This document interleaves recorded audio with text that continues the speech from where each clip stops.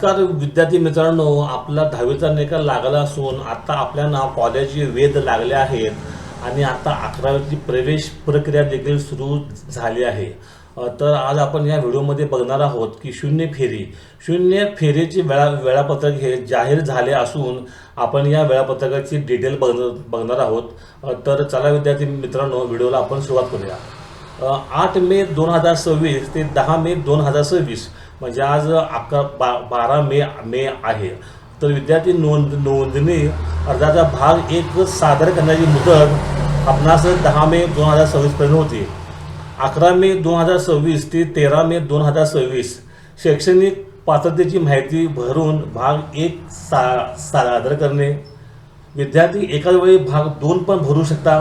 म्हणजे आपण जर अल्पसंख्याक असाल, व्यवस्थापन कोटा, इन हाऊस कोटा, आपण कॉलेजची नावे टाकू शकता.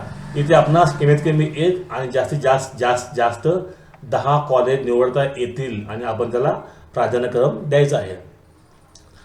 14 मे 2026 ते 15 मे 2026 यामध्ये आपणास काय करायला येणार आहे, तर 14 आणि 15 मे दिवशी प्रोव्हिजनल लिस्ट म्हणजे सर्वसाधारण लिस्ट ही लागणार आहे.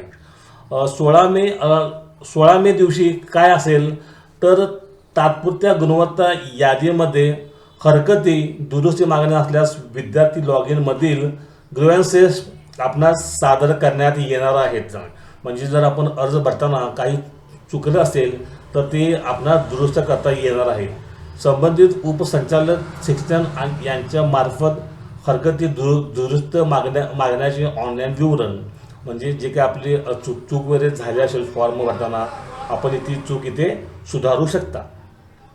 18 मे ते 19 मे आपणास काय करता येणार आहे, तर सर्वसाधारण गुणवत्ता यादी ही अंतिम होणार आहे. तर सर्वसाधारण गुणवत्ता यादी अंतिम करणे, एकदाच ही यादी होणार आहे, याकडे विद्यार्थ्यांनी लक्ष द्यायचं आहे. तर व्यवस्थापन, इन हाऊस, अल्पसंख्याक कोटासाठी 0 राऊंड वाटप हे 18 ते 19 मे रोजी असेल. 19 मे रोजी काय असणार आहे, अल्पसंख्याक कोटा, इन हाऊस कोटा, व्यवस्थापन कोटासाठी 0 राऊंड प्रवेशासाठी महाविद्यालयीन यादी विभागाकडून दिली जाईल आणि रिक्त जागा या प्रस्थापित केल्या जातील.